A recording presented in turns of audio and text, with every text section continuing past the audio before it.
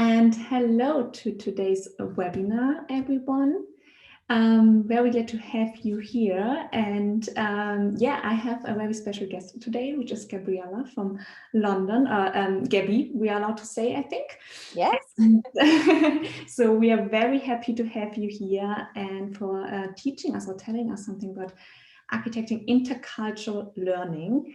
And yeah, I think you have quite some content prepared for us, so I don't want to talk too much, but I hope we will have some time for questions in the end. So everyone, if you have questions, feel free yeah, to tell them in the chat now or during the session, and I hope we will have time at the end to actually get back to them. And otherwise, Gabby already said she will be open to also answer them later if we don't have the time. But yeah, with no further ado, I would like to hand over the word to Gabby. Fantastic. Thank you very much. Welcome, everyone. I'm really happy to be here at SIETAR community. And hopefully this will be useful for you. So just maybe a few words of introduction to who I am. I'm a learning and development professional specializing in learning solutions design, intercultural training and consulting, as well as some career coaching as well, especially for other interculturalists. So my passion is generally in wider learning and development, not necessarily only intercultural, but mainly designing learning for professional and for personal growth, whether it's for individuals or for teams in international organizations. So I'm going to share my slides and start the presentation.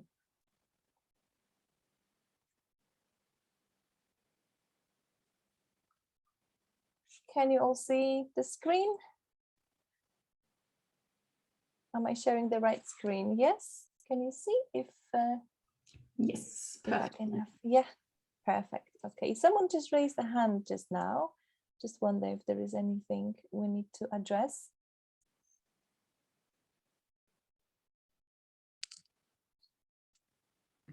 I think everything is fine. You can go ahead.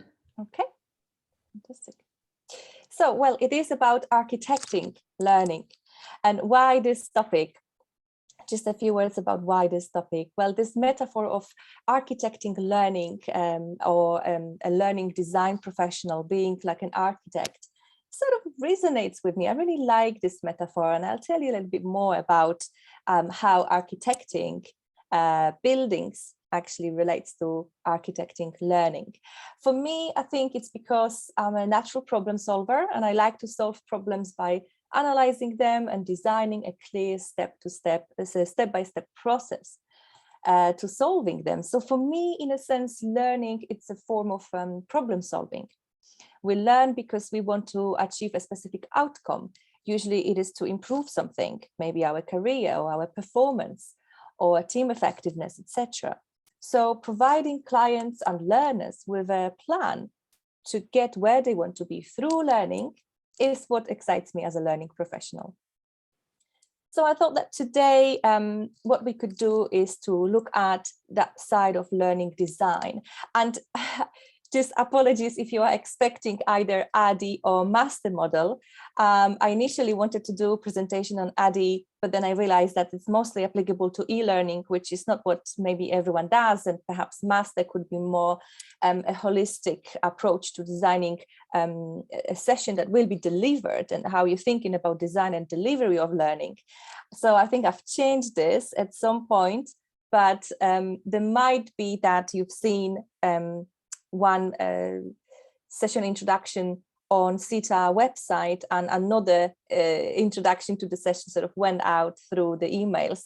So I thought, okay, well, I've confused everyone. So let me just do a quick overview of both. So that's what I'm going to do.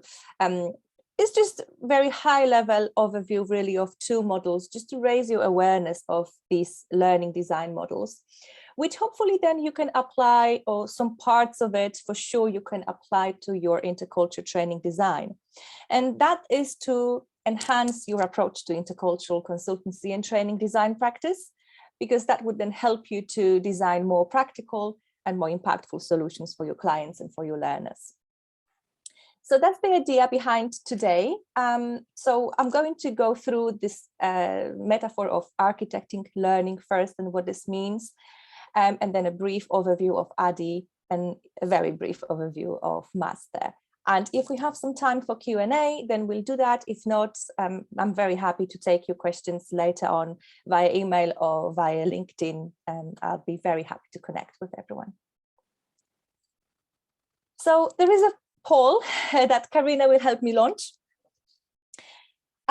Just wanted to find out who is in this session and to what degree are you involved in learning design. So please choose your answer. Are you someone who is doing bespoke learning design all the time, or someone who usually tweaks programs usually for that delivery, or someone who maybe designs straight in PowerPoints or in Word documents, or not really someone who does learning design yet but wants to learn about this?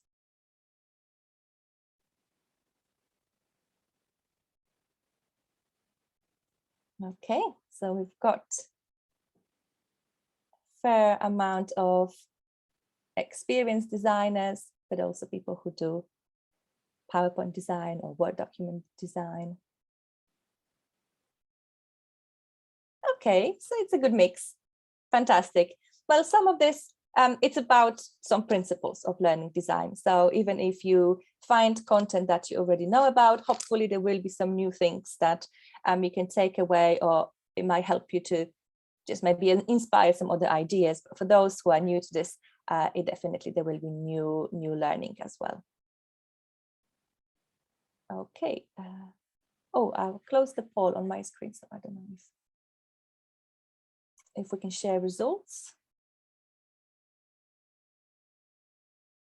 But I'll let Karina to do that.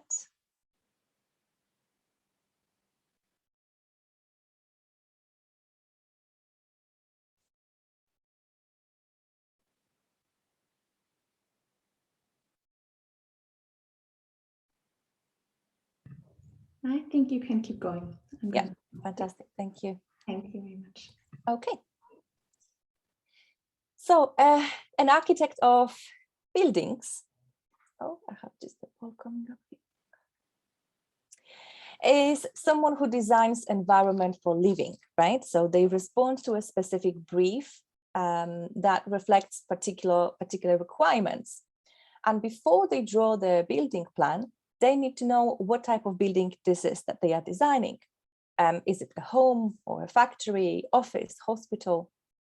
They also need to know how many people will be using this building and what activities will be carried out in there. And they need to know what the constraints are. For example, what's the budget, time frame, regulation. Now, when it comes to an architect of learning design, the architect of learning designs environment for learning. They also respond to a specific client brief. They need to know what are the learning needs.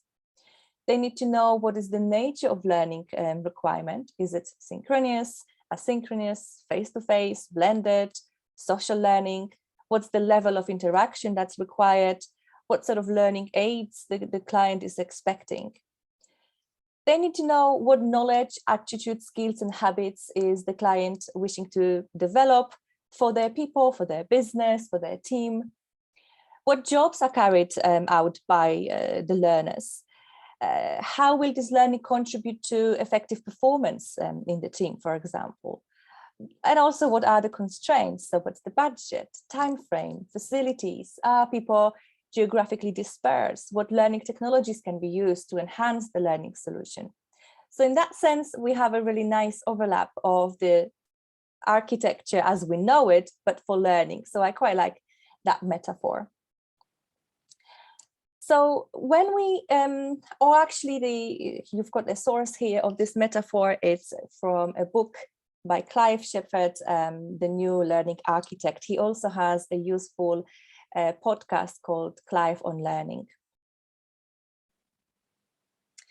So the learning architect has a professional responsibility to the client, and this means that they need to know the current thinking in terms of the learning methods, learning technologies, perhaps even the science of learning, so that they can design learning that works, that engages learners, is memorable, is practical. The clients can't have or can be expected to have that expertise all the time. And this is where we come in. This is where I believe learning designers become a trusted partner and a consultant who, to a certain extent, perhaps even educates the client. And as we do that, we then gradually enhance our practice. So a robust design of your learning solution has then the power to accelerate learning, maximize the transfer of learning to the workplace. Knowing how to use a step-by-step design process will help you to save time and avoid any disasters down the line. And you can impress your clients with a clear method of how you work as a learning professional. So that's why this topic is important for me. So this is ADDIE model. Let's have an overview of ADDIE. Have you ever used this model? If I could just maybe, if you could raise your hand if you have used ADDIE model consciously. Some people are raising hands, okay. Or if you haven't, maybe you've heard about it. If you've heard about it as well, please raise your hand. Okay, 2 people, fantastic. Okay, so it is the most common used or well-known instructional design model, and it stands for design, analyze, design, develop, implement, and evaluate.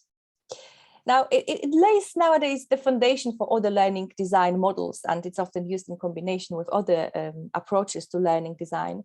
And it's mainly used for e-learning design, but some parts can be applied to blended or face-to-face learning design as well. For me personally, it serves almost like a checklist that makes me go through the different stages. And I interpret the different stages as they best fit with my particular program. So it doesn't necessarily have to be e-learning. So in the analyze stage, you want to address the following questions. What is the business problem my solution needs to solve? What knowledge, skills, attitudes, habits does this solution need to develop? Who are my audience and what are their learning needs? What is my learner profile in that sense? What are the preferences? So here we can look at something called learner persona. It's like developing a new product for sale. You would do your buyer persona. You would think about the profile of your ideal buyers. The same with learning. You can do a learner persona and create a profile of your ideal learners. Think about who they are exactly and what they like, what they already know. It's a big part of that there. What content do I need to cover and how is it going to be broken down? Also, what format, method, learning aid does the client expect? Is it synchronous, asynchronous, self-paced, face-to-face, blended, social? Or is it actually a training course or maybe another intervention? Maybe it's a project-based learning, or maybe it's a team event that you are helping the client to design. Or maybe you need to teach managers how to provide feedback to their culturally diverse teams. So maybe it's a coaching program that you would do one-to-one. So this could be part of the analysis if the client decides, but it also could be part of the design process if you are somebody who designs and decides what sort of methods will be most applicable to what the client is saying they need. So in a nutshell, you're looking at who the audience is, why they need this, so the outcomes, and what is the actual content.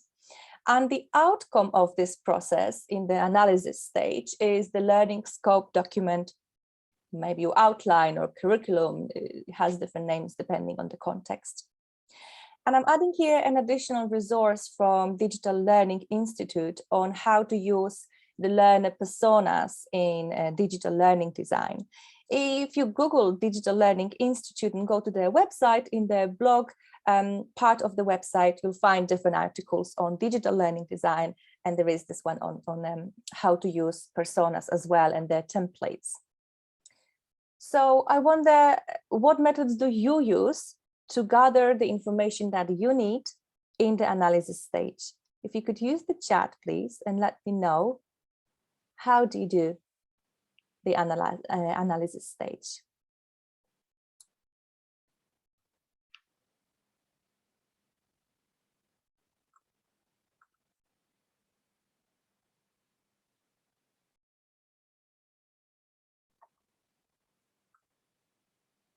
Okay, some people are saying chats with HR, online surveys, interview with the client, questionnaires. Yeah, lots of intake questionnaires, a very common method. Interviews with the clients as well. If you had the luxury of doing a focus group, that would be very insightful. And in intercultural training, sometimes we do intercultural values assessments of some sort, or knowledge assessments. So that's at the individual level, that the focus group would be more at the team level, and client interviews, perhaps that's more business levels. You can also do the analysis at these 3 different levels.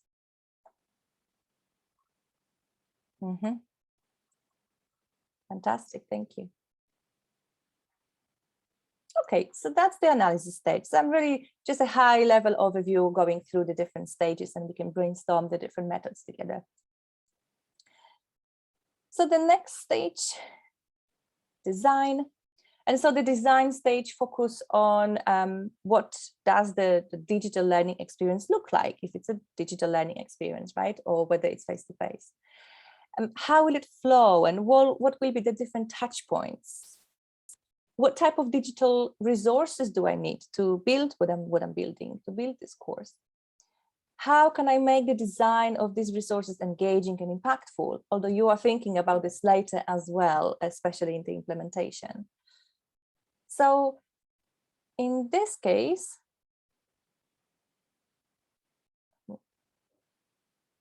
the outcome will be a series of storyboards, as they're called. So detailed design plan, and storyboards can be very technical, or it can be just a plan of your session if you are designing a session. But if you are designing the whole program that is blended or that has some element of online learning, then, or if it's an e-learning piece, then the design, the storyboard will be more complex. It goes down to that level where you would do the wiring.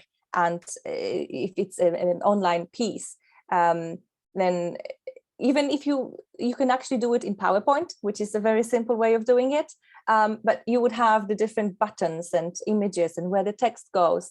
And when the learner clicks on one button, what happens next?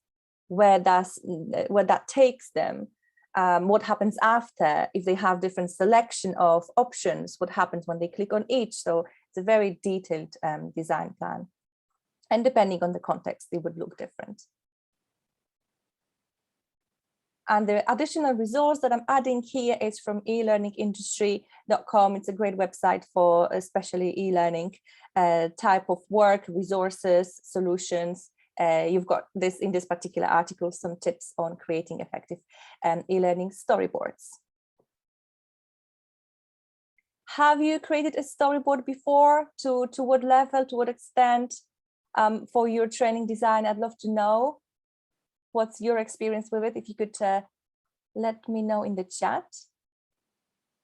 Xmind someone is using. Okay, I'm gonna check that. Thank you. Lots of people haven't used that. Okay.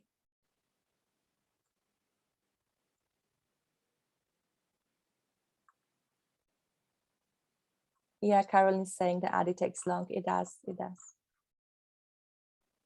It is a whole long process. So whether you use it with a client or you use it for yourself, like I said, for myself, sometimes I just use it as a checklist just to remember what are the different stages that I need to focus on. And it just helps. For me, it's more like a step-by-step process, because it's easy to just think about, okay, open a PowerPoint and start creating something without maybe considering some important steps. Okay, so that's the design. Next stage, we have develop. The develop stage now, when it comes to creating e-learning, it means sometimes even working with a subject matter expert and also with a developer who will then bring the story live, the storyboard to life. So you can work with a technical expert. You don't need to be the technical expert, but if you're using any e-learning authoring tools, then you can be the developer in that sense as well. And if you are creating a blended learning program, then I use this stage basically to develop all my activities, case studies, maybe even produce some videos or audios, or write trainer notes, if that's what you're doing, maybe within the organization, or for your partner trainer, however you're doing your design.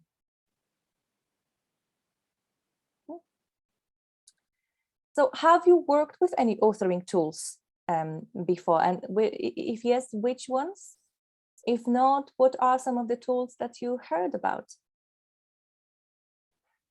If you could share that in the chat, please.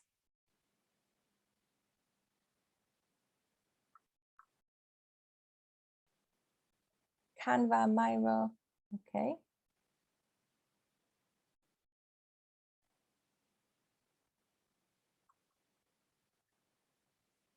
So you can do the design in PowerPoint.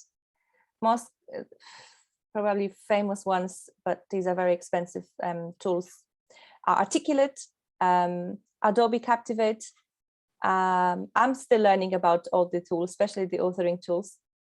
But definitely I think in these times when a lot of learning is being done online, whether it's self-paced or virtual, we need to learn about the different tools as well. So definitely useful. But I see here people are using Canva and Miro a lot. Okay. So an authoring tool is a piece of software that enables you to create digital content, and it can be there can be tools for interactions, like maybe using Miro or digital pads or Mentimeters, but other tools will enable you to actually build a course online and then put it somewhere, maybe on client's LMS. So here the outcome of this stage is a detailed learning resource plan, or potentially even a pilot. In this stage, you can also pilot the content, pilot the ideas behind what you're trying to build with the client. And the additional resource that I'm adding here, it's again from the e-learning website, is a list of different authoring tools. So the next stage, we have implementation. And here the implementation stage relates to how are you going to roll it out. So planning for this stage actually should happen in the analysis stage. So here you will be exploring things like, will I need an LMS? So like I said, clients might want to put your online content on their learning management system or their intranet. Or you might want to create your own online course and host it somewhere, even if it's a platform like Udemy or Teachable or one of those where you can create your own content. Or you might actually use Google Drive to provide access to some materials for pre-training or even between sessions if you are doing a blended program. That's an easy way to do that as well. And it can work very well. Now you're also here in this stage thinking, how are you going to promote and market the course if that applies to you? So if you are building a course for a client as a new product, then you will be thinking about marketing as well. So for example, some of you might be connected to WorldWork, where I currently work. We've launched a course called Negotiating Across Cultures and Effective International Influencing. So we've been doing, maybe you've been part of that journey with us. We've been doing email marketing, social media marketing. But if you are rolling out a program in an organization, what you could do here is to think about and discuss with the client how they should communicate the course internally.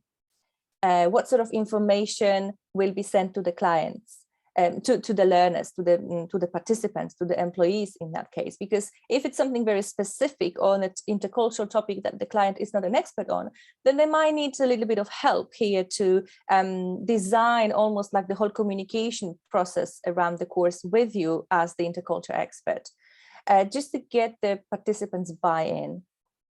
Some companies, when you do maybe one-to-one executive coaching with your clients, with your learners, some organizations might ask you to just contact the learner on your own. So part of that communication can also be considered in the implementation stage. How are you going to drive engagement? How will you support the learners during the course?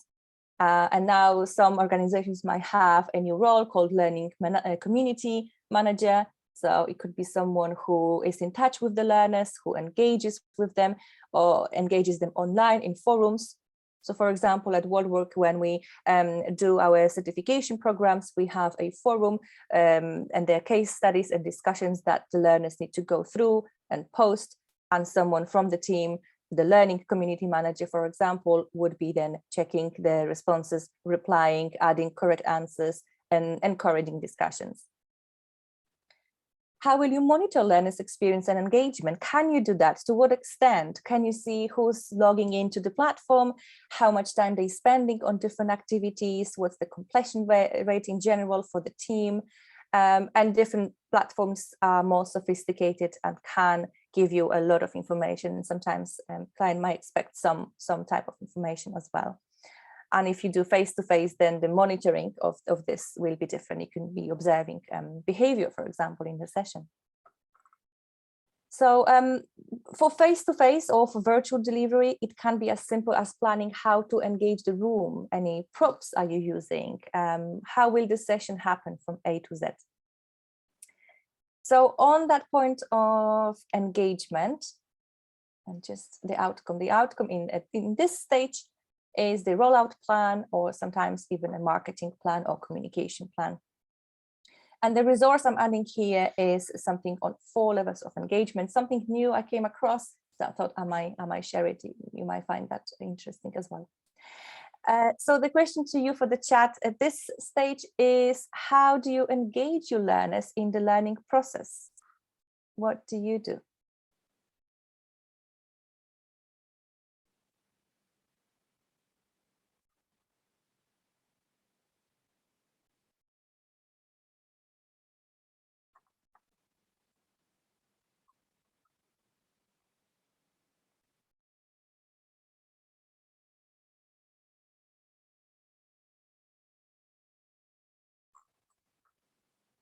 Okay.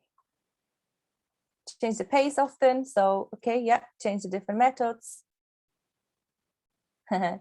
Ask people to tap in the chat. Yes. Building partner sessions. You could explain, Judith, what do you mean by building partner sessions? Breakout rooms for virtual, yes. Interactive tools. I wonder, okay, putting people, okay, yes, work. I wonder if you do anything with just pen and paper. I find that sometimes engaging when I can't, for whatever reason, engage any other tools like Mentimeter and so on. I would ask people to have a pen and paper or a marker pen and draw things, show things to the webcam, because there is just at least a bit of movement that they're doing. And that works well as well.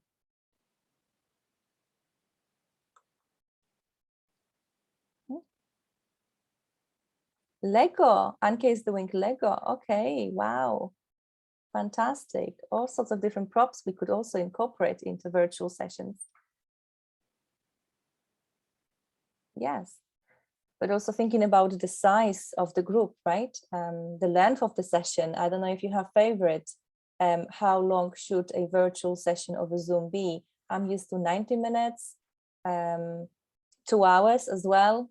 I don't know if obviously now people manage to do long sessions as well with breaks and so on. But some people might have favorite lengths. If there is any self-paced learning, how are you going to debrief this? Are you going to debrief it or not?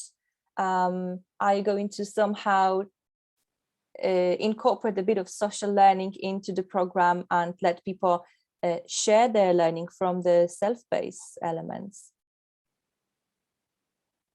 Also something to consider.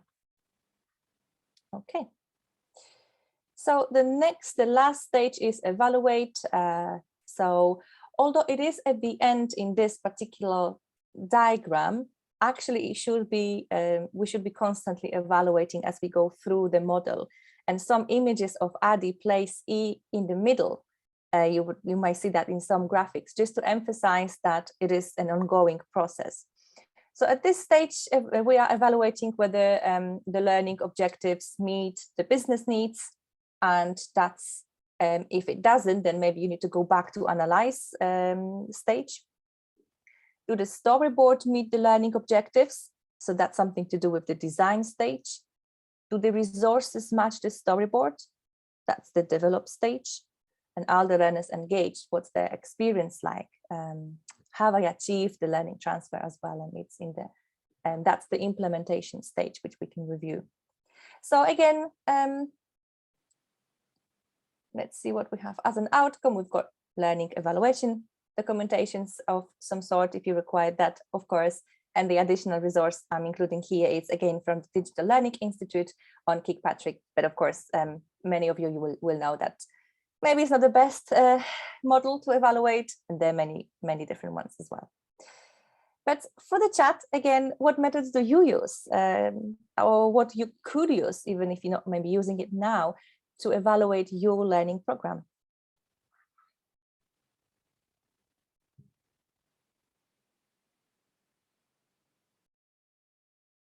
Yes, so Pamela is asking here about the resources. So I'm wondering if, so Karina, you could advise if SIETAR would share this PowerPoint with everyone who attends today, or it could be on request. I can send a PDF to you, Karina, to share, because there are all these links there, absolutely.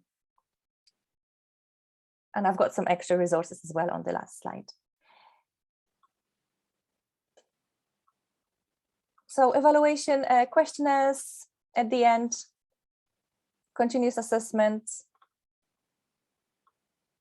and then 3 to 6 months later. That would be amazing if everyone could do that. Actually, not all the clients want to do that, but that's the best way. Come back and see how it's going. Surveys, usually immediately after. But we need to be thinking, I think, about perhaps what we are actually evaluating, and depending on what is really needed, who are we responsible to in terms of the evaluation? Is it the whole program evaluating the whole program, or are we evaluating training objectives and only focusing on this? Or is it something to do with the digital modules and separately the trainer delivery? It's easy to have one quick evaluation form with generic questions where someone has the trainer delivery, the course materials, the digital element, maybe even the facilities or the technology. And if someone, says that they're not happy with something, we're not sure what it is, it can affect the whole evaluation. But maybe that was just the facilities. Maybe coffee wasn't tasty, right? So we have to think about like different levels of evaluation. That would be very useful, and especially for the digital element and the live delivery. They're very different. They're very different experiences for people as well. So not to put it perhaps into one bag. Okay, so that is ADDIE, a quick overview. Hopefully you've got some ideas or some inspiration how you could use this in your training design. So let's launch the second poll. Karina, please. Do you remember what ADDIE stands for?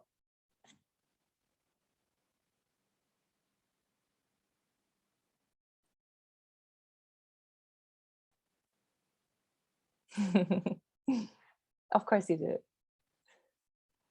Okay, thank you for voting.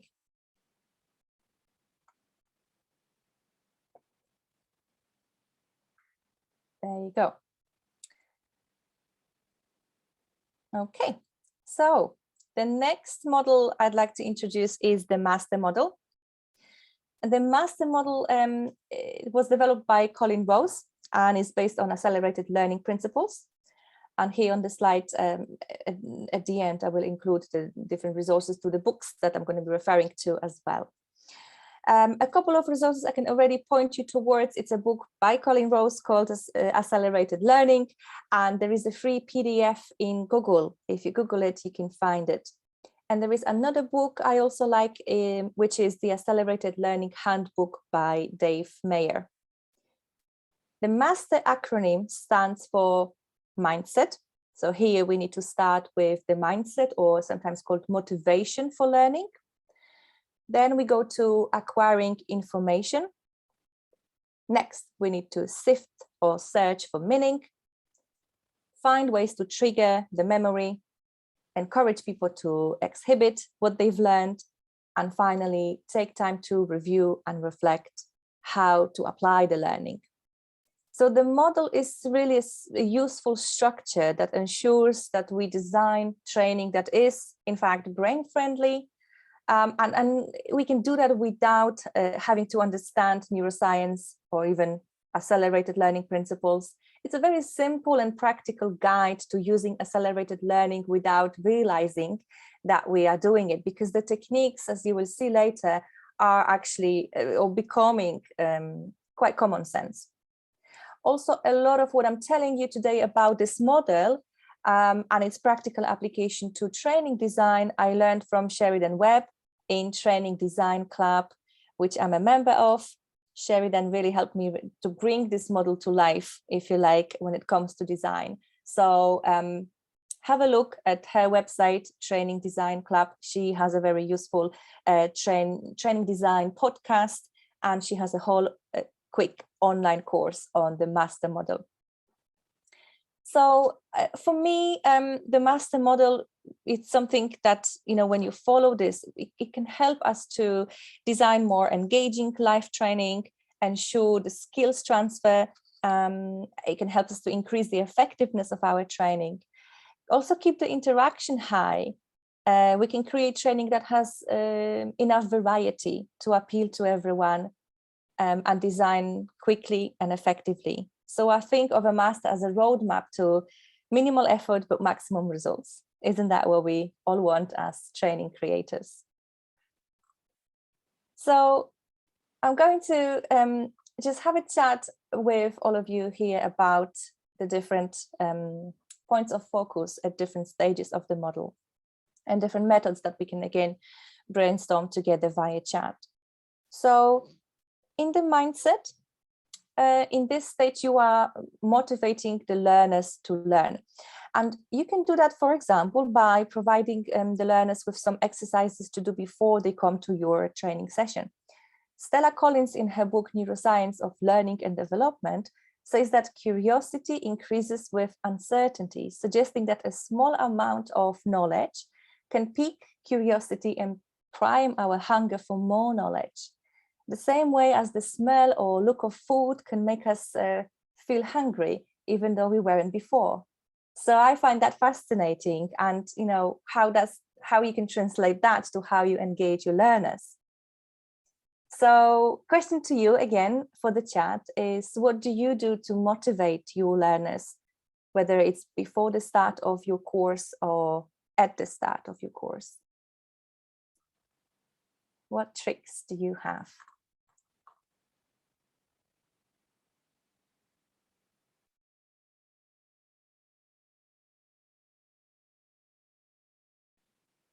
How do you motivate your learners at the start of your course or before your course? Oh, someone found the PDF. Fantastic. Thank you for sharing that.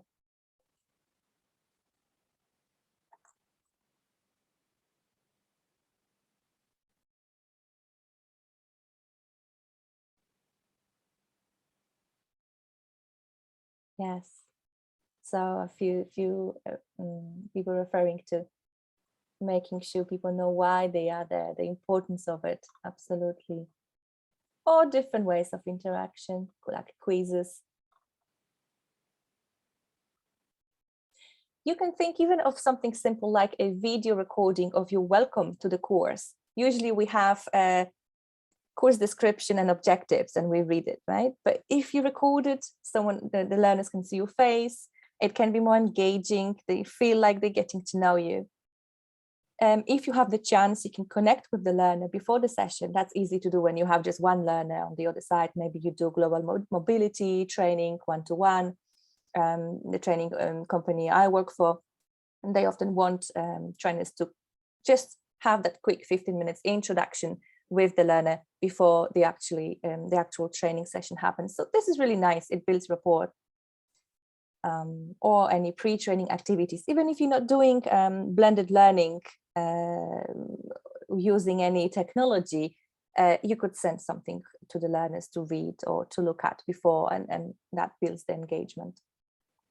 And definitely, like few of you said, helping learners to connect to their learning goals, especially for adult learners, right? We need to know why we're here, why we are learning, connecting to the benefits, to the individual benefits, and how that will benefit us later on, maybe at work or in our personal life.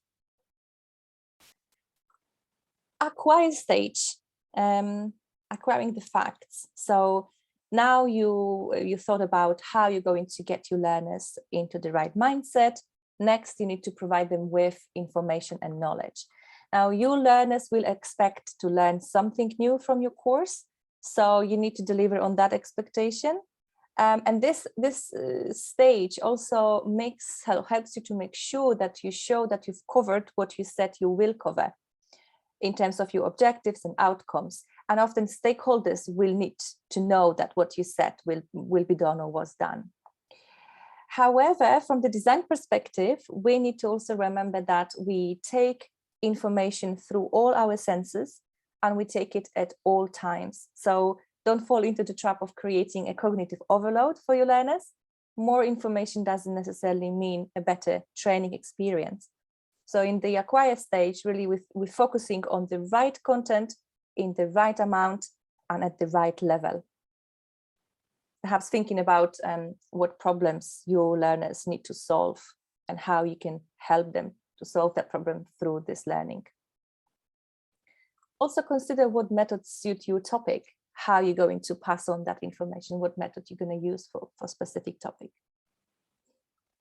And then we're moving to sift for meaning. So I'm sure many of you know that meaning can be achieved through emotions. Our emotional memory is very strong. We can remember better when learning is linked to positive emotions. This is the most impactful part of the design stage, because previously we looked at acquiring information, but information by itself is not impactful. It's how we make sense of the information and what the learners need to do next after they've done the training with us, how they need to apply that information in a meaningful way.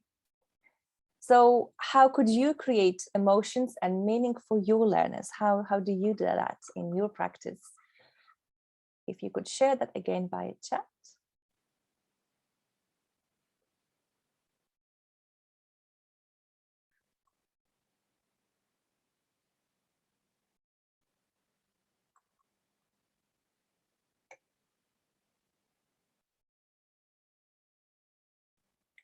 Acknowledging that the people coming with knowledge already, yes. So what do they know? How can I build on that? Or how can I show that what they already know, but maybe in a different light? Mm-hmm.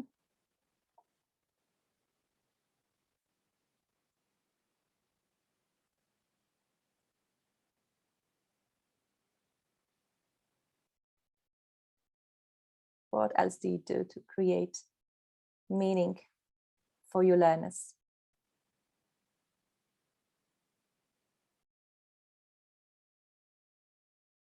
Lots of interactivity, storytelling.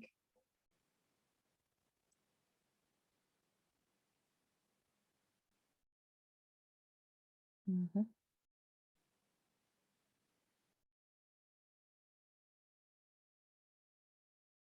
Hypothetical situation stories, case studies, critical incidents, scenarios, yes, reflections, any fun experiential activities if possible.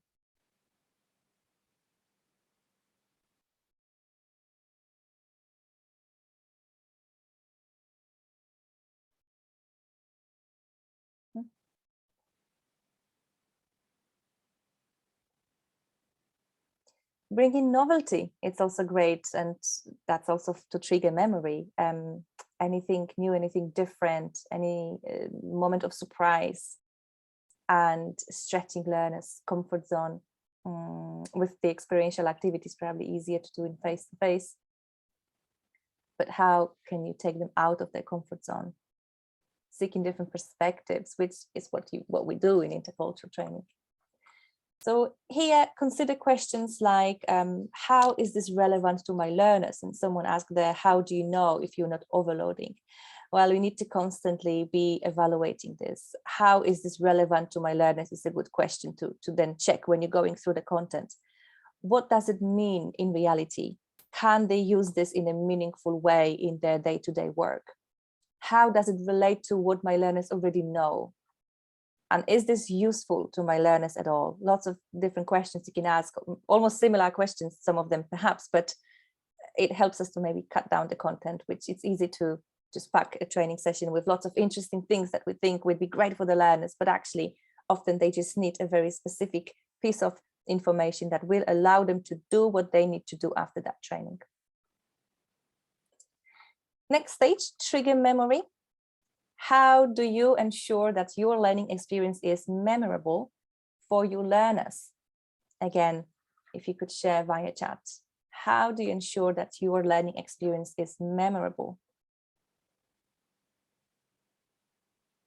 Perhaps some methods are here also related to what we already said about meaning. If it's meaningful, it is memorable. Something I can maybe recommend is making learning savvy, and the acronym SAVI, S-A-V-I, stands for somatic, learning by physical activity; auditory, learning by hearing and talking; visual, learning by seeing; and intellectual, learning by thinking and imagining. And also activity-based learning, generally it's far more effective than presentation-based or material-based or media-based, because it gets the whole person involved. So movement here, perhaps important in learning, not sitting still. So, I mean, I wonder what's the implication for how we do training nowadays, sitting in front of our computers. And the book that I mentioned before, Dave Mayer's book on accelerated learning, he talks a lot about different examples, how to make learning more active and therefore memorable. So it's all about engaging different senses for maximum effect. Yes. Yes, so SAVI will be a variation of other acronyms where you talk about different senses, also different learning styles, and making sure you mix as many as possible. And that's because people don't remember days, they remember moments. So how can we create moments that trigger memory? We can't apply what we don't remember. And so in today's world of distraction, we need to provide also lots of touch points of your key takeaways. So allow lots of routes to your message, summarizing, recapturing, reviewing after each section, after breaks, not just at the end. Making it meaningful, linking learning to problems that people want to solve, or the reasons why they came to this training, because we remember what matters to us. Keep it varied, different learning styles. Like we said, mix your training methods, people then will be more engaged. And also using mnemonics, diagrams, models, because the brain looks for patterns. So by using something that the brain can easily remember would also be effective. Unexpected interruptions here, George is saying, yes, amazing. And then we've got next, exhibit the learning. So how do you get people to show what they've learned? That might not always be very easy. I wonder what you do. Please let me know in the chat. And people like to measure progress, especially stakeholders like to see progress. So how can you build at least level 2 evaluation? How can you somehow show to the learners that they can, or to your stakeholders, what people couldn't do before but can do now?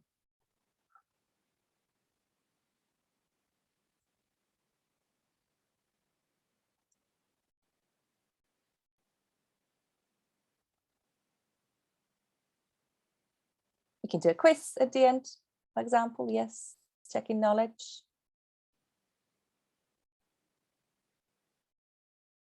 So how are you checking? How can I check that I've met the learning objectives?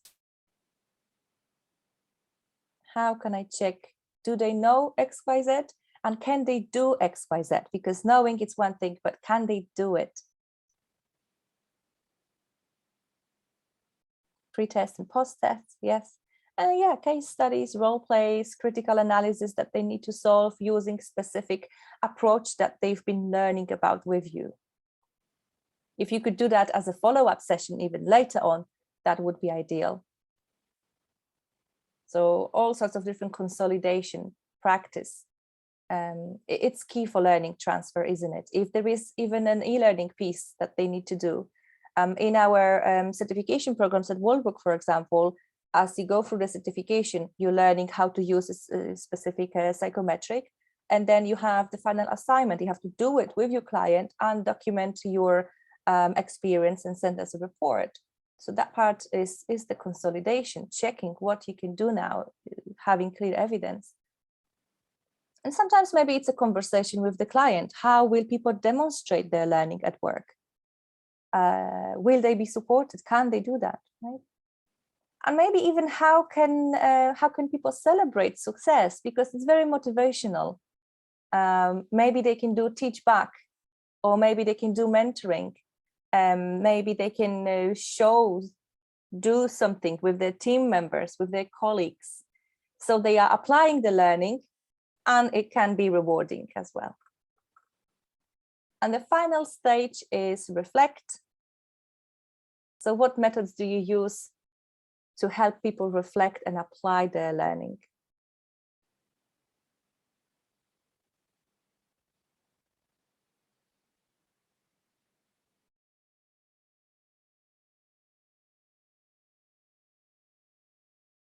I see there are interesting conversations going on in the chat. Hopefully you are all checking the chat. So on methods to help people reflect and apply their learning, portfolio assignments that you need to submit.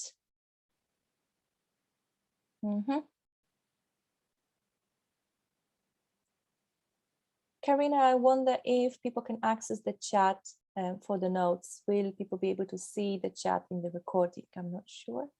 But we will send out everything afterwards when you send me the slides. Fantastic. Be the ambassador for the new methods. Yes, lovely idea in the team, in your company. But yeah, action plans as well are good ideas. Where you can review, demonstrate how you're planning to learn, how you're planning to do what you've learned. I have a set of questions that I ask at the end of the sessions, and these are, for example, how did you engage with XYZ before, and how will you engage with it now or going forward? So then I can have clear evidence. People often say, oh, I didn't know about this, or I've never come across that, but now I will use this, I will apply that. So I have this clear evidence of what they didn't know and what they know now. What was the most meaningful part of the course? What are you going to apply, and how and when? The how and when, it's really key. I want to know how exactly. It's easy to say, oh, this model, yes, I will apply it, but actually, can you think and tell me how and when?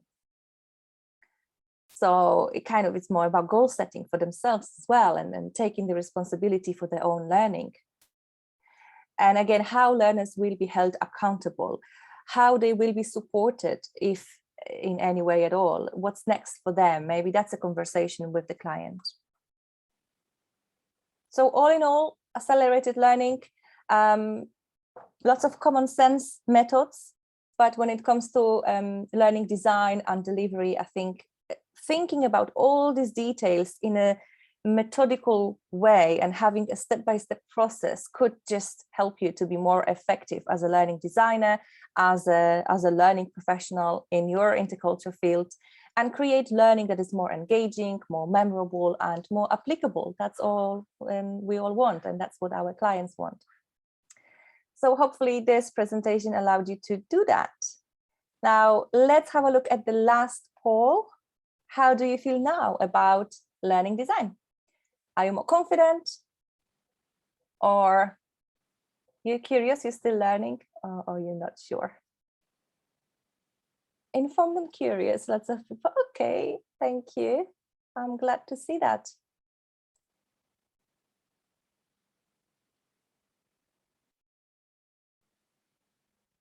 And more confident as well, many people. Thank you, fantastic.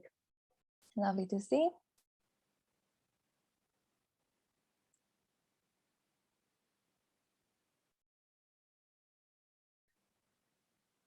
Okay, a few more seconds for the poll, if you are still completing it.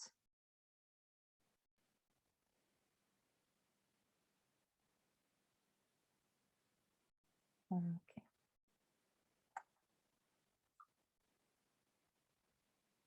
So most people are informed and curious, fantastic.